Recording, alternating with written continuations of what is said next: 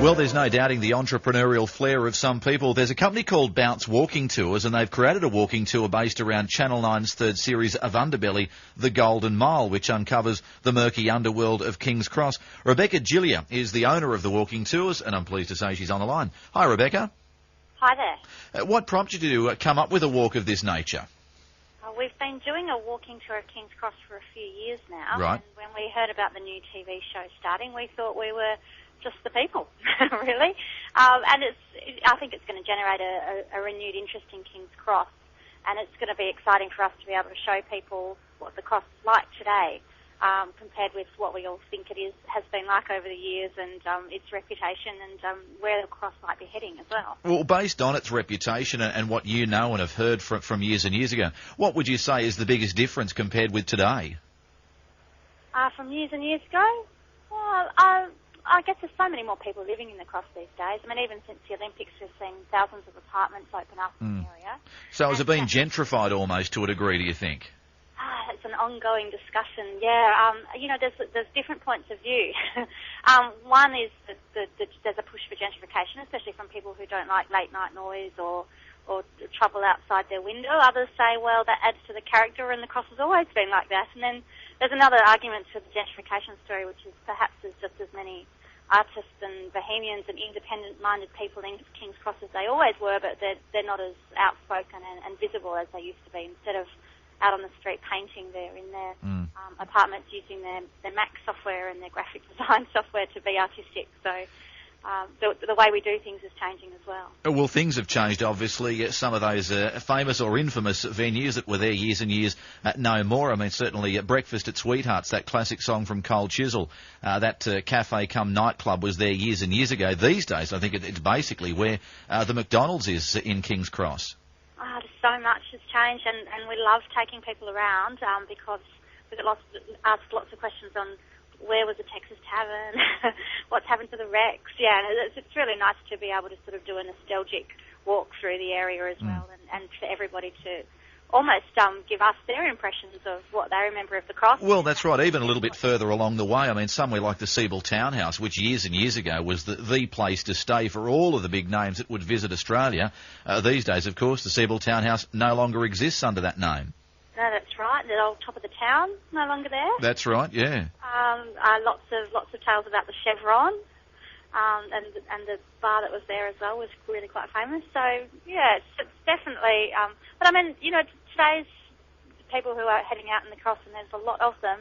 They'll have their own stories, I think, in a few years' time about what the clubs were that they were going to and why they were special. When you conduct tours of this nature, and obviously I'd imagine a lot of visitors from interstate to overseas and others who are curious to have a look, have you also got to be wary, a bit like the series, I suppose, has to a degree, that we don't want to sort of glorify some of the darker aspects of King's Cross? Oh yeah, absolutely. I think it's crazy to ignore the stories of the cross.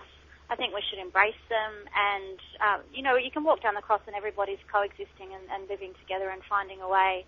And I think that's what we should all be doing. I mean, it sounds a bit corny, but I think you can have two things going on. You can have some people having a good time and appreciating the area, and also embracing culture and going to theatres and art galleries in the area as well.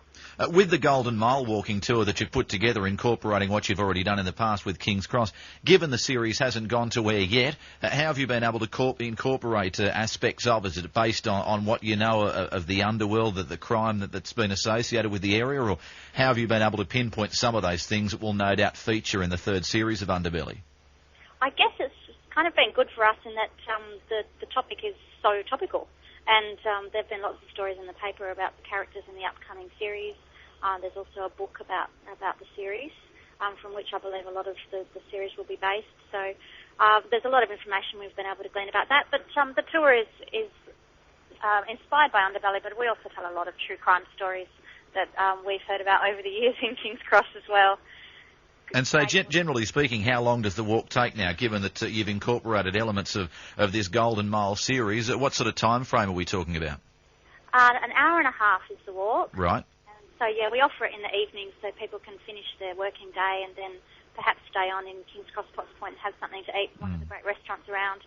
And also on the weekends we do a daytime walk for people with families or other time restraints on going in the evening, yeah. It is a very vibrant area. A lot of people would never go near King's Cross, even living in Sydney on a very regular basis. But there are some nice little bars, boutique pubs and clubs that are tucked away there. That once you get off the main drag, Kellett Street, those sort of places, some terrific venues, aren't there?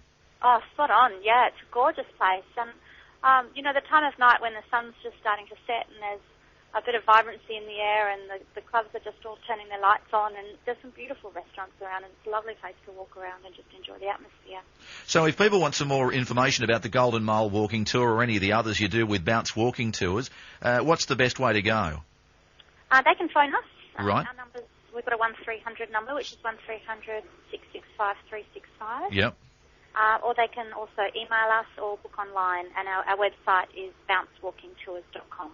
All right, so bouncewalkingtours.com, all one word, bouncewalkingtours.com, or the number's 1300 665 365. And generally speaking, the walks get underway from just under the Coke sign, which most of us know. A bit like meeting at the town hall in the central city. You meet under the Coke sign, everyone knows where you're talking about.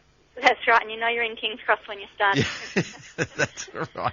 Heaven forbid if the Coke sign ever went. So you do those daily from around 6 p.m, and there are also some afternoon walks Saturdays and Sundays. But if you want some more details, 1300 665 365, or the website is simply bouncewalkingtours.com. Wish you well, Rebecca. Thanks so much for your time. Thank you.